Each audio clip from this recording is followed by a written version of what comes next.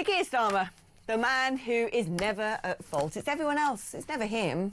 No, the buck doesn't stop, or should I say the pound doesn't stop, with the UK Prime Minister. It stops with everybody else but the UK Prime Minister. He shouldn't be blamed for anything. And it's not because he doesn't know what's going on. Nobody's telling him that's the fault. I mean, come on, what next?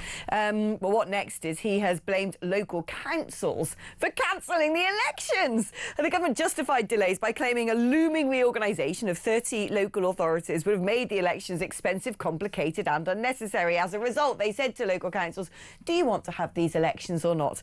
And guess what? People who didn't want to lose their jobs and their seats, because that's largely what all of this is about, decided they didn't want to have elections. That was until the point that we found out it was not legally sound to cancel democracy. Steve Reid, the local government secretary, then announced that elections would have to be back on. I mean, Peter, come on. I mean, this is the big question. When it comes to politics, it's amazing how many people, especially prime ministers, turn around and go, nothing to do with me, it was them. But if you're the Prime Minister and you're having cabinet meetings and you're saying around that table, what are you up to? What are you up to? What are you up to? And your local government minister says, no, we're not having those elections, got all the legal stuff, it's fine, it's fine. OK, you want to get that checked out, surely? Yeah, I have to admit, the idea that the Prime Minister should have to check what his cabinet secretaries are doing is also very concerning. But I think the big problem here is what legal advice was the government following in the first place to thought that this was ever going to be legal? I mean, so they boast about being lawyers all the time. I don't think they're particularly good ones, because, as soon as the Electoral Commission came out and said, you can't do this, I think this was pretty much end of story, and I think this new kind of mystery, kind of special prize of legal advice, seems to come at the, just in time, which is rather convenient. And yeah, I would love to see the two bits of advice published so we can see what the government was following and, what they decided to go with.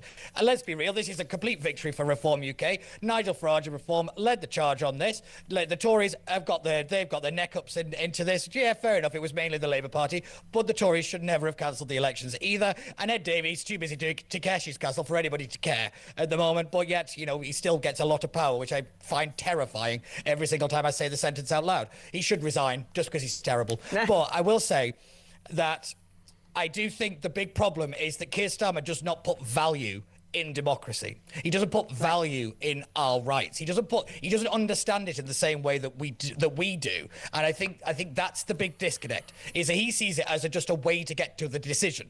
He's not really interested in the sacrifice. He parrots the lines, but he doesn't understand it. And I think this is what we're really starting to see.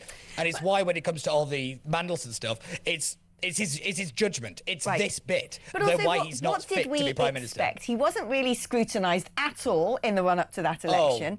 And what we found out now is this man has made a living out of being a barrister, but largely for things like human rights, but a lot of his cases have been representing what I would consider rather unsavoury characters who are essentially going after the UK government.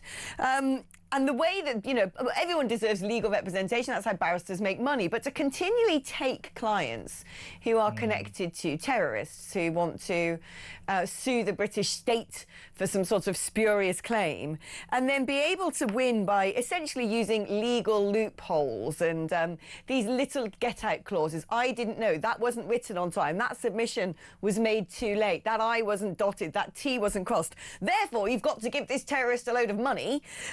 It reflects a man who has never had the national interest at heart, who will essentially be able to slither and argue and wriggle around any sort of claim, because that's what he's done all his life. And he is behaving like an anti-British faux human rights lawyer now in office.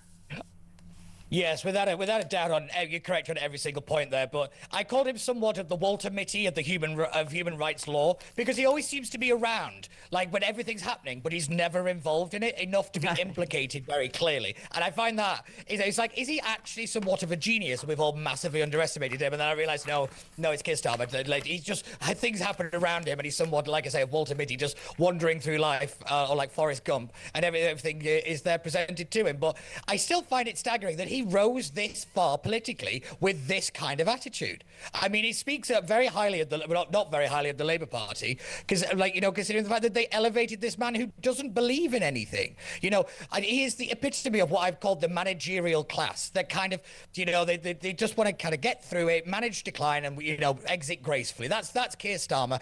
The Britain's done, UK's done. You know, our influence not there anymore. All by his choice, all by his policies, and he's slowly dismantling everything. You know, that's why you've got the Chagos. That's why you've got the deals with China. It's all about ceding away sovereignty, ceding away power, and relevance. That's what he's giving away, relevance. And he's doing it mainly through the British electorate by just denying the most basic thing that a government should do, and that's making sure that we get a say in who that government is, and no matter at what level.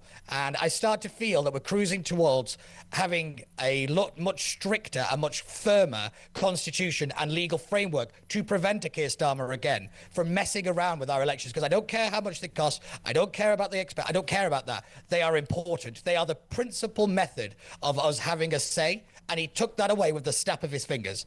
Luckily, we had the legal case, but he only reacted at the last minute. But this that tells you everything. Paradigm Starmer, isn't it?